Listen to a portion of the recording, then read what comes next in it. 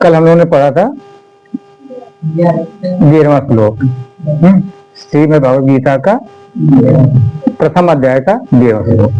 तो कल क्या समझा गया था? हाँ, दुर्योधन क्या करते हैं? अपने भीष्म पितामह की रक्षा के लिए अपने सैनिकों से बात करते हैं। अब यहाँ पर हम सभी लोग 12वें श्लोक में देखेंगे कि जब आचार्य द्रोणाचार्य जी कुछ नहीं बोल रहे हैं तो दुर्योधन का जो उत्साह था वो कम हो रहा है। तो उस उत्साह को बढ़ाने के लिए अब क्या करते हैं दुर्योधन कि अपने आचार्य से दूर हट करके जाते हैं भीष्म पितामह जी के पास।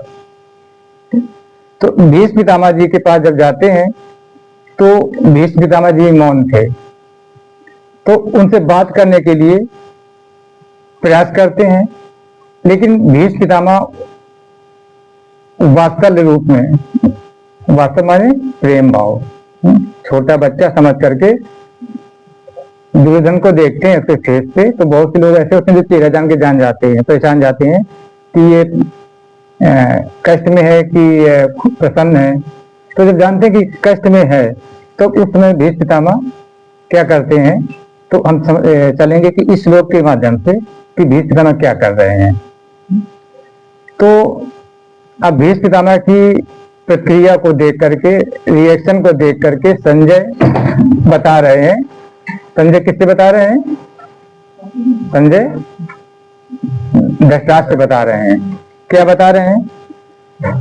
सब लोग श्लोक को जान देंगे। 12वां श्लोक है, तस्य सर्जन्यस्य कुरु वृद्धा पितामह सिंहनादम विनोद्वेत्यम शंखम दद्धौ प्रतापवान। अब भीष्म पितामह क्या करते हैं कि दुर्योधन की मानसिक स्तर को ऊंचा करने के लिए क्या करते हैं, उस दुर्योधन को प्रसन्न करने के लिए, उसके आत्मविश्वास को बढ़ाने के लिए, जो कौरवों में सबसे वृद्ध थे, कौन? भीष्म पितामह सबसे प्रतिभाशाली थे। तो भीष्म पितामह क्या करते हैं, सिंह के समान गर्जना करते हैं। आया समझ में इसमें? सिंहनादम, सिंह के समान गर्जना करके और जोर से शंख बजाते हैं। और शंख बजाने का क्या मतलब है कि युद्ध प्रारंभ। तो जोर से शंख बजाते हैं ताकि दुर्योधन का उत्साह बढ़े, जो उत्साह अभी तक कम हो रहा था उत्साह बढ़े। तो एक तो अर्थ ये हुआ। अब चलते हैं इसके एक शब्द पे जो आया कुरु वृद्धा, है ना। कुरु वृद्ध माने क्या होता है? कौरवों में सबसे वृद्ध। लेकिन यहाँ पर एक ये शब्द अभी थोड़ा मिस्टेक कर रहा है। जो कौरवों में सबसे बड़े थे वो थे शांतनु के भाई, यानी भीष्म पितामह जी के चाचा शांतनु के पुत्र थे भीष्म पितामह। जानती नहीं? जानती है? नहीं जानती? भीष्म पितामह के पिताजी का नाम था शांतनु, और शांतनु के जो छोटे भाई थे उनका नाम था बाहीक। ठीक, वो भीष्म पितामह से भी बड़े थे। लेकिन यहाँ पर सबसे बड़े, कौरवों में सबसे बड़े भीष्म पितामह का नाम आया। वो क्यों आया उसका भी कारण है। फिर आगे भीष्म पितामह का नाम का प्रयोग किया, प्रतापवान। आया सब ना? प्रतापवान, शंखम दद्मौ प्रतापवान। प्रतापवान मन क्या होता है? सबसे प्रभावशाली।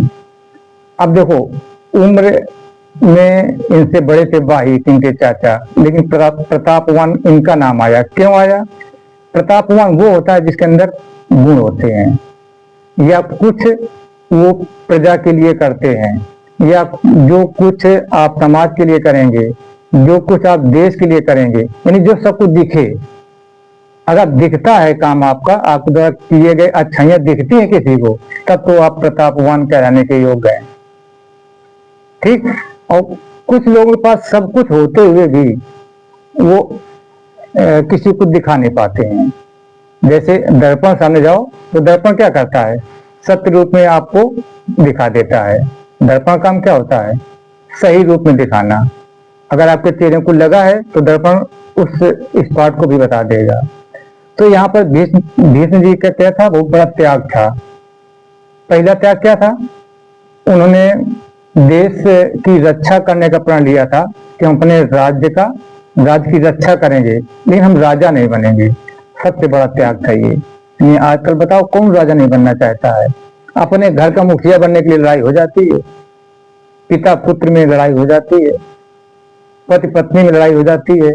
क्यों? फिर मुखिया बनने के लिए कि हम सब कुछ पूरा पैसा हम रखेंगे और फिर हमसे सब लोग मांगेंगे। तो क्या किया था भीष्म पितामह ने? सबसे बड़ा क्या त्याग किया था कि हम शासन नहीं करेंगे, लेकिन अपने राज्य की रक्षा करेंगे। पहला त्याग था। दूसरा त्याग क्या था? आजीवन हम ब्रह्मचर्य रहेंगे, यानी शादी ब्याह नहीं करेंगे, ब्रह्मचर्य रहेंगे। ब्रह्मचर्य रहेंगे तो कहते ना कि ना आगे न पीछे, तो हम अपने राज्य की पूर्ण रूप से पूर्ण निष्ठा से काम कर सकते हैं। तो ब्रह्मचर्य का। और इसके बाद उनके पास सबसे बड़ी विद्या थी अस्त्र विद्या। जब अस्त्र विद्या इतनी बड़ी थी कि उनके पास आने की कोई भी राजा साहस नहीं पैदा करता था। अस्त्र के साथ साथ शास्त्र का भी ज्ञान था। तो इतनी जब प्रतिभाएं होती हैं तब वो कहलाने योग्य होता है क्या? प्रतापवान। अगर हमारे अंदर योग्यता नहीं है, हमारे अंदर विद्या नहीं है, तो बताओ हम कैसे प्रतापवान बन सकते हैं? ठीक है ना। तो इसलिए ये भीष्म क्या कहते हैं? प्रतापवान। इसके बाद फिर आया एक पितामह। पितामह एक पद भी होता है, जो सबसे बड़े हों उम्र में, उनको क्या कहते हैं? पितामह। इसलिए उनको क्या कहते हैं? पितामह, भीष्म पितामह कहते थे। पितामह। अब पितामह का अर्थ क्या है कि अब पितामह जो है दुर्योधन से क्यों प्रभावित हुए, और उस समय जो आचार्य दोनों थे वो क्यों नहीं प्रभावित हुए?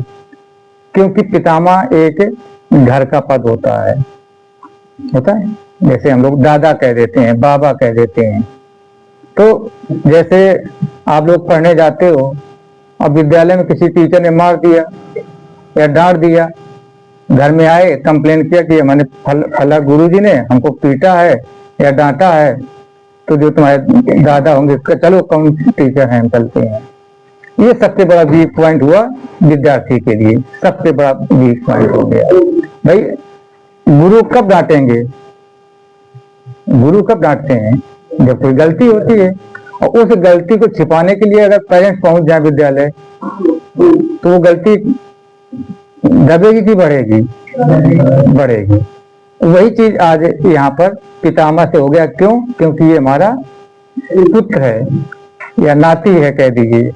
उस प्रेम में फंस करके उन्होंने क्या कर दिया? शंख बजा दिया कि हम तुम्हारे साथ हैं। शंख बजाने मतलब हम तुम्हारे साथ हैं, समर्थन दे दिया। लेकिन आचार्य द्रोणाचार्य जी ने समर्थन नहीं दिया था, क्योंकि वो जानते थे कि ये गलत पथ पर जा रहा है, ये अनुचित कार्य कर रहा है। तो गुरु का कर्तव्य क्या होता है कि अपने शिष्य को अनुचित कार्यों से बचाए, गलत रास्ते से जाने से बचाए।